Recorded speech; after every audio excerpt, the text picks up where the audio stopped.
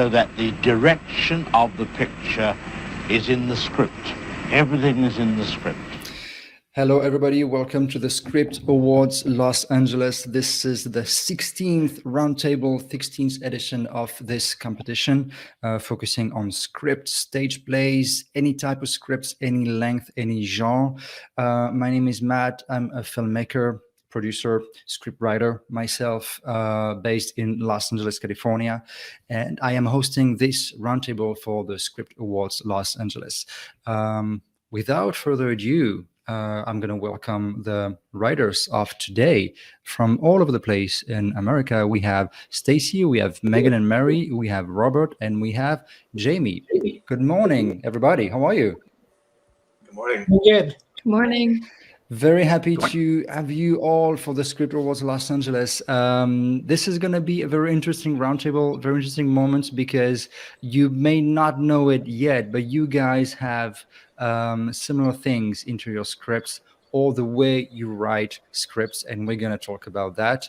Before we do that, let's get to know each other a little bit. Stacy, do you want to start? Where are you? Where are you from? And a little bit about you. My name is Stacy Spivey. I'm in Tucson, Arizona, and my script is Dissension. I won for Best First-Time Writer for a feature script. Yeah, excellent. Okay, Megan and Mary, what about you? Hi, I'm Marie Incontreras, I'm Megan Zabrowski. and we wrote A Very Queer Holiday, and we're based in New York. And you also have another one, because you have two scripts that made it to the competition. What's the other one? The other one is Two Anxious Bisexuals, and that's a short. But Okay. Queer Holiday was the feature. Okay, excellent. Jamie. Hi, my name's Jamie Muncie, and I'm an actor, screenwriter, and sort of a producer now, just by default. And my script is a short called Harpazo, and I won Best First-Time Screenwriter for a short. Can you give us the pitch of Dissension? A quick pitch. Dissension is a drama/thriller. It's about a war veteran, an Army nurse who comes home from the war, tries to assimilate back into a normal life with his wife and two young kids. Unfortunately for him, he has really bad flashbacks because of PTSD. Yeah.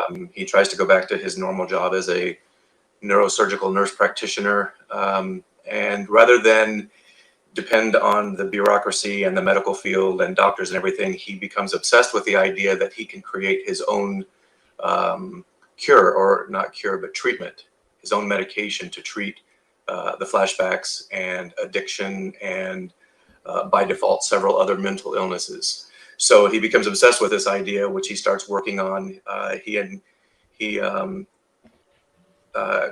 contacts this old friend of his who they knew in high school. He went down a different path and became a drug dealer. He has decided that it's not going to be just this formula is going to take a combination of prescription drugs and illicit drugs. So he needs the drug dealer to get these drugs for him. So they start working together on this. Of course, nothing can be that simple. As one of the twists in the story, the drug dealer, Arturo, is gay.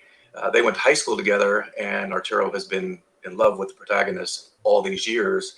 Now that he's looked him up again because he needs his help, those feelings come back to the surface. The protagonist, Ryan, does not return the same feelings, and his wife is not happy about this whole situation. So she makes a few phone calls. Arturo ends up in jail, and it kind of devolves into this really fast-paced thriller towards the last half of the movie.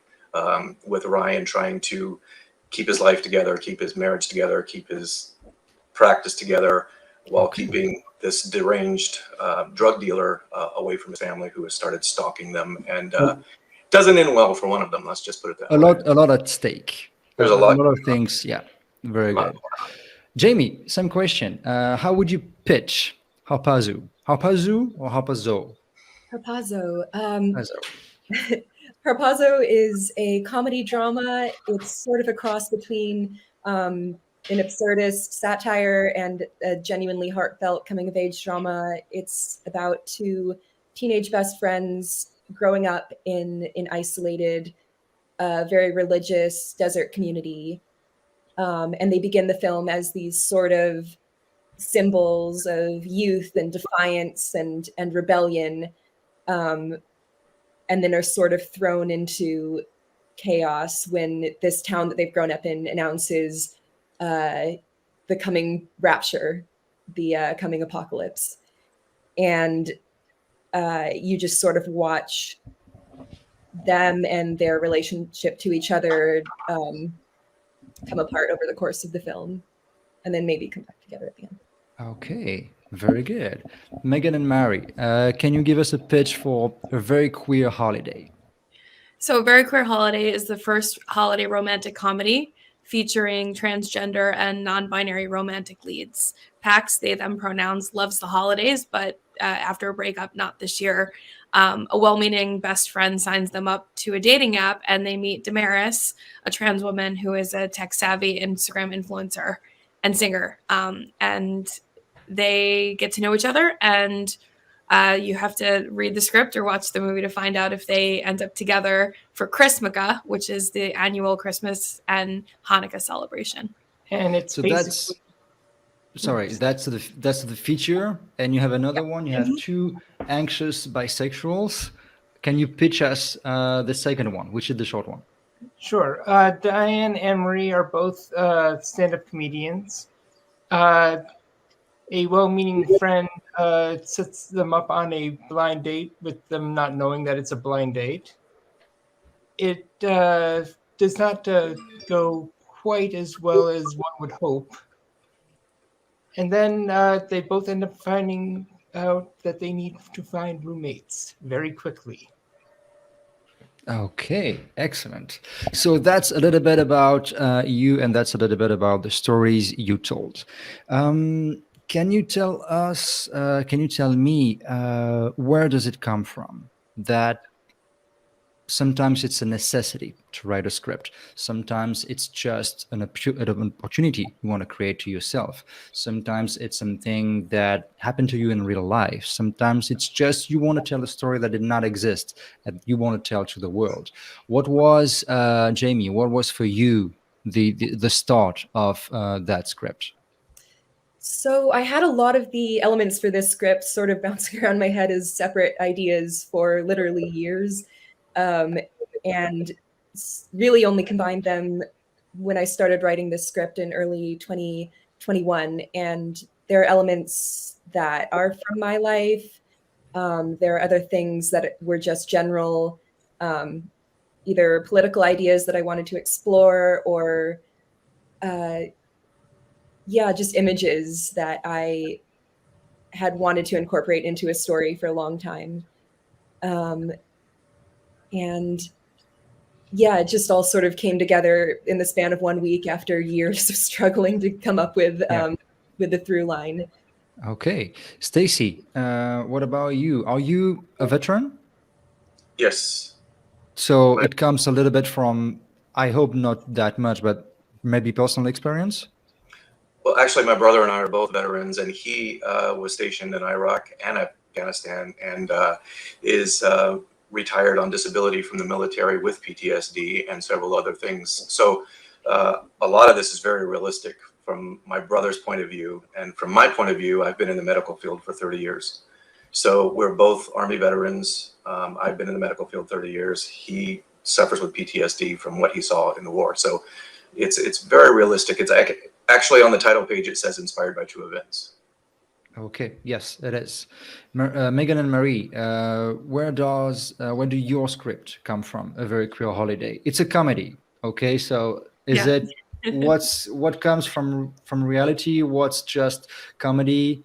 Can you tell us about it?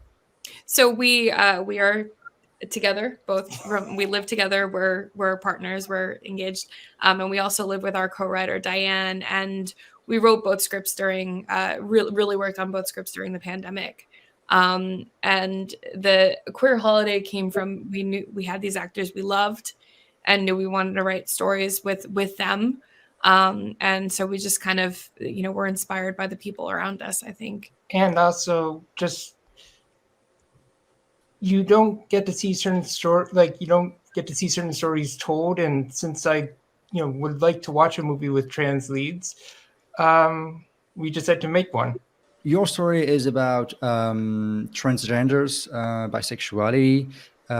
Do you feel that the shows and the movies we see today are doing a little bit of a better job in showing different stories on screen? Or do you feel it's not enough still? And that's one of the reasons you wrote your scripts. I mean, I feel like we're getting there, there's more representation. But there have been a few queer, queer holiday films that we've seen, there was the lesbian story and a gay story. And a lot of what we've seen is kind of the same story, either coming out or family coming to terms with somebody being queer or transgender. And we really don't see non-binary representation almost anywhere. We don't really see they them pronouns. So that was part of the inspiration. And part of it also is particularly for trans characters in fiction, is it tends to be, most of the stories tend to be very traumatic.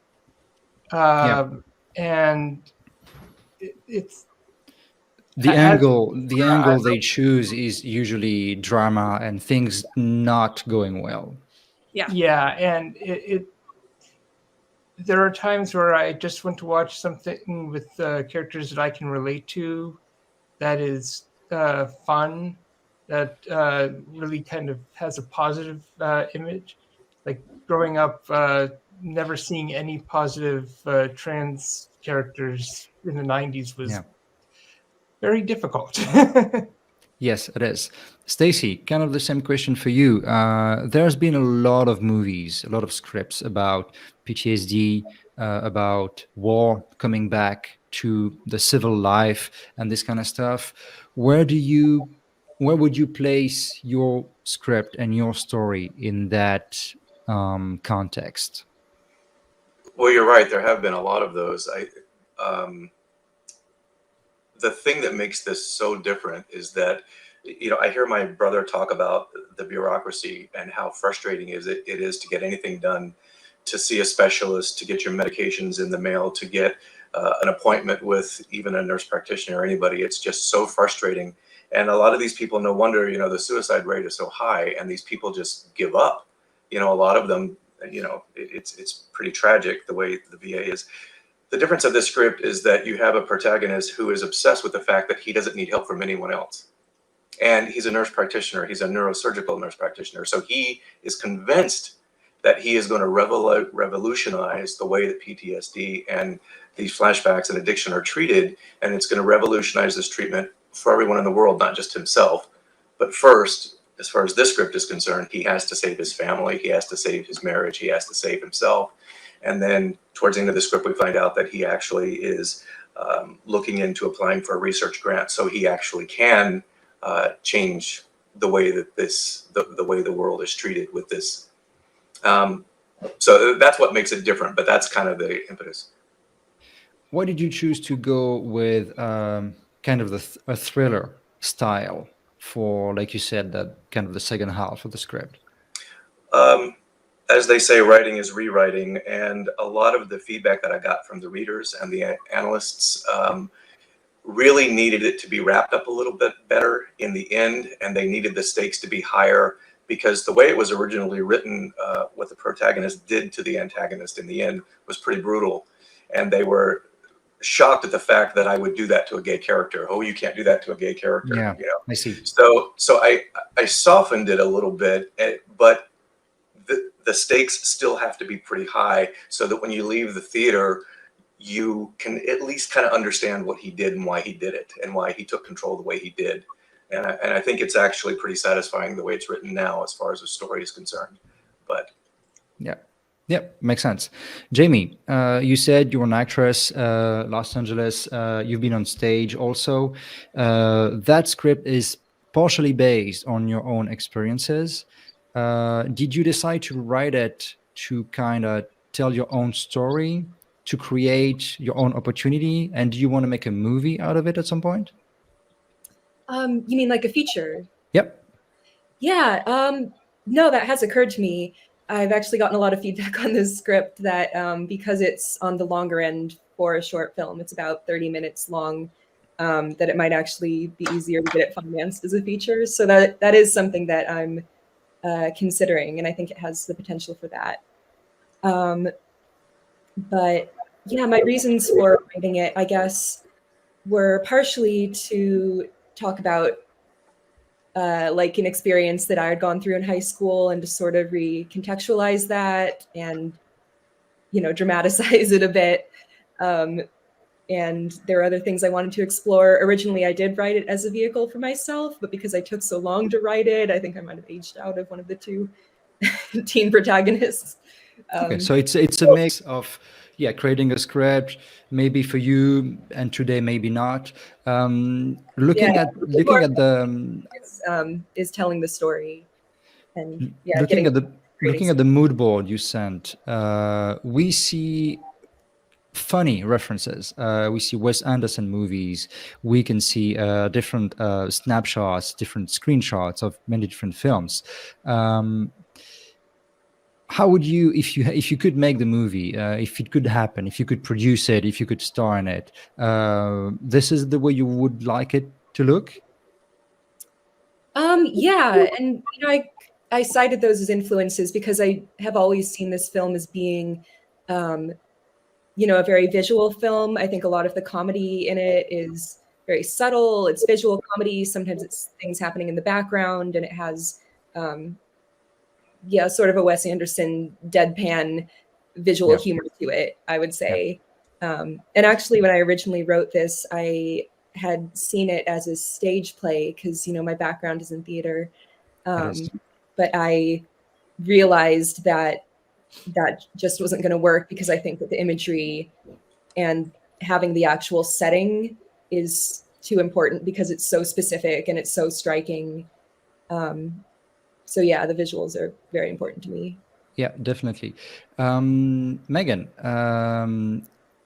the A Very Queer Holiday, when I looked up on that title, it's actually already on Amazon. Can you tell us a bit about that? Yes. Well, over the pandemic, we wanted to shoot, you know, a very queer holiday, and with the pandemic going on, we really couldn't. So we decided to shoot over Zoom, and we did a virtual shoot of it. And because Zoom is kind of a, you know, like interesting medium to work with, we decided to break it up and make it into a mini series just to make it so that it Yeah, was and full chunks. we can see 4 episodes available on Amazon. So everything shot from the computer, like we're doing right now, actually. Yeah, And exactly. you were able to tell the whole story through that medium. Yes, and we also I was editing it together. Like I would take the Zoom video, and I'd also use still images to kind of set the scene for what was going on, and it, you know, it worked reasonably well. Yeah, I mean, we changed the story a bit to make it possible to kind of tell the story via a lot of talking and a lot of kind of, you know, everybody in their own box kind of thing. So the feature is different in that way, but it's the same story. You know, it's two people meeting on an app.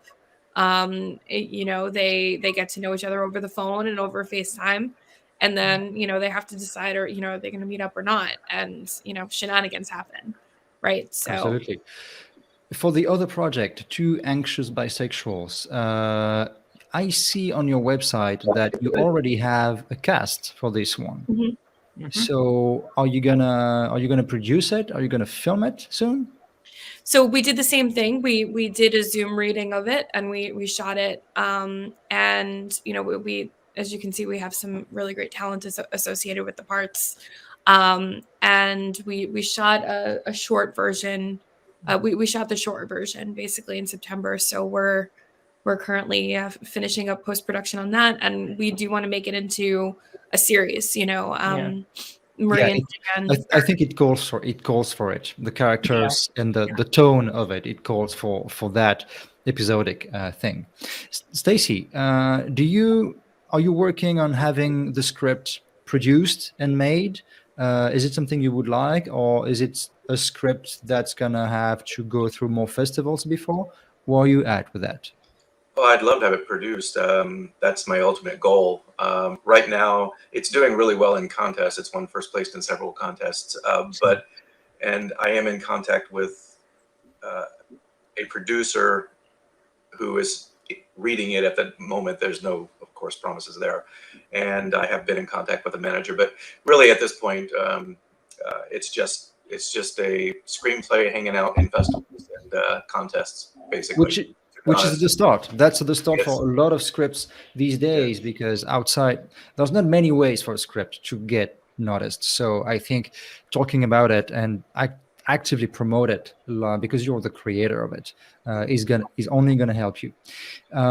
You mentioned when you pitched it, Stacy, the feelings that the characters that come back to the characters at some point, and I would say that these human stories, for each of you, your stories, your scripts, your pitches are very different, but they all come down to the same human element. These are stories about people. In, let's say, even if it's comedy, even if it's quirky in any way, it's still in a realistic way. It's happening in today's world. So is it the kind of stories you want to tell, or would you be drawn to more maybe science fiction, anything else that kind of go elsewhere? Or is it really human stories that kind of drive you to go on paper? My view is any genre is good as long as it has good characters. And for right now, I think these are the stories we want to tell because we love these characters. We've really gotten to know them, and they've been a part of our lives. And so we want to, have everybody else get to know these people that we love. Yeah. Yeah. Jamie. Well, I like to think I'm very eclectic as a writer. So actually, the project that I did following Harpazo, is probably like the most polar opposite thing that I could have done tonally. Whereas Harpo is, it's very subtle, it's very quiet, it's very human, and it deals with a lot of really heavy and very real topics. The follow-up project was a like B-movie creature feature sci-fi comedy insane like TV movie type. It's good to kind of do something different, because you're gonna learn from it in any way.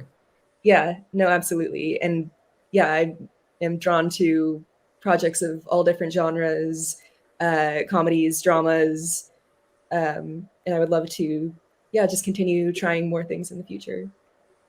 Good. Stacy, do you feel the same about the human stories in scripts and in movies? Absolutely. I mean, the essence of the human story is going to be in any genre, whether it's comedy, rom-com, science fiction. It could be animated. It could be animals. It could be Charlie Brown Christmas. It doesn't matter. The experiences that we have as human beings, the lessons that we learn, they're all going to come across. I personally enjoy writing dramas just because I feel more comfortable, because I draw from my own experience. But the human experience is, you're going to see it in any story that's ever told. Yeah, definitely. For someone who has not, people watching this, most of them have not read your script. What would you want them to know? That's the challenge about talking about the script, because a movie, it's easy to watch. You make a screening and you have people watching it, and then they go back to the interview and they learn something. For scripts, it's more challenging. So these people who have not read your script, what would you tell them to kind of have them, that's a script I would like to read? What would you tell them to kind of spark that interest in their minds? What I would tell people is that you're going to be amazed at how many people from all walks of life are going to be able to relate to at least part of this story. I think, you're going to walk out and go, that touched me, or that line, or that character, or that moment, or that something touched me. And everybody in that theater is going to walk out thinking, I can relate to at least part of that. Yeah, I like it. Megan and Marie, what would be your kind of, I don't want to say elevator pitch, but the one thing you would say to someone who's not in the industry? How would you kind of try to attract them to the stories you made? Well, I think for both of our stories, we have the same kinds of problems as everybody else, and so it has nothing to do with who we love or who we are or anything. It's just we're human just like everybody else. So hopefully, uh, anybody can relate to Pax and Damaris and Diane and Marie. So. And I'd say also part of it is, particularly for Queer Holiday, it's a mixed cast with coming from a lot of different backgrounds, which it's a lot of people nowadays. A lot of people. It's not just one homogenous, family grouping. Everybody's very eclectic, I guess, would be in their backgrounds.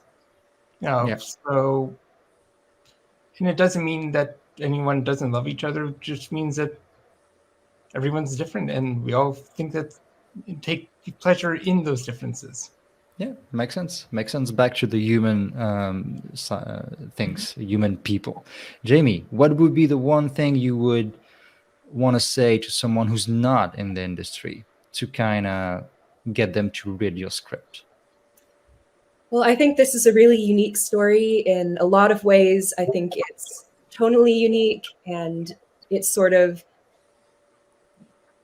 brings something new to coming of age stories, to queer stories, to indie cinema, and it comes from a very heartfelt and personal place for me. But I've actually been overwhelmed by all of the feedback I've gotten from actors, directors, producers, friends, family who've read this and said that it really touched something, even though the location is kind of niche and the circumstances are extraordinary in many ways. A lot of people have told me that it taps into something and captures a certain feeling from their youth of everything being possible and impossible all at once. I think that's what makes your script especially relatable. It's because it's happening in a background that's not relatable in some ways. And that makes the human thing being in front. And the rest is just a background. That works very well. And in a way, it's kind of the same with all of you, because you have big themes, big ideas. You have a point of view on what's happening in society. And the scripts are talking about that through the human lens. And I think that's what makes the characters interesting and the script a page turner, basically. Anything else you would like to add about the work you've done and maybe your participation to the Script Award Los Angeles? One other theme that's in both of scripts that we both feel very strongly about is mental health, anxiety, and OCD, ADHD. These things are not just a punchline. There can be very funny elements about it, but the thing itself, we don't make fun of. People can have fun too. I like that. It can be fun, but you don't make fun of it. And that's the same in yours, Jamie, and that's the same in yours, Stacy. Jamie and Megan and Marie, you have comedy, definitely comedy aspects to your scripts. Stacy, I wouldn't say so, but still, you are telling the stories in a way, again, that's relatable, realistic, but still there's a point to it, and I like that very much. Jamie, Stacy, anything else you would like to add about your work? I'd just like to say thank you. This has been a great experience. It's been a lot of fun. Happy you as like far it. as far as my script, there is levity in the relationship between the protagonist and his daughters. True. There's an 8-year-old and a 12-year-old, and their lines are hilarious, and it just kind of brings you back. It kind of slaps you in the face, in between all these horrible things that are happening, there might be a scene in a restaurant and the 8-year-old will say something that everybody just goes, God, my daughter's just like that, or something like that, you know. True. Jamie, one last word. Well, I just want to say what a great experience this has been as well. This was my first script. Like I said, it's very close to my heart, and it's a great feeling to know that people are reading it and getting what I was going for. And it's been really nice to meet you all as well. All of your projects sound really fascinating, and I would love to read your scripts. If you want guys to stay in touch with each, Likewise. if you want to stay in touch with each other, what we can do is when we finish this, I'm gonna leave the let me do this. I'm gonna leave the chat open. On the right side of the screen, you have something called the private chat. You can use that if you want to be in touch with each other. This is only between the 5 people here. This is not going to be public, so you can use it definitely if you want to get in touch, send each other scripts, get each other's contact. You can do that. In the meantime, if you want to submit to the Script Awards, it's running competition about every 3 months. So you have some winners here today with us. If you want to be the next person on that roundtable, you can submit on Film Freeway. I guess everybody knows Film Freeway by now. And maybe I'm going to be there next time again to host this and ask you questions about your script. Thank you so much, guys, for being with us today. And thank you for your hard work. It's been noticed. It's been really something that the team enjoyed reading. And it's been my pleasure to get to know you a little bit better today. Thank you so much. Thank you. Thank you. This is See you soon. Congratulations, everybody. Thank you so much. So that the direction of the picture is in the script. Everything is in the script.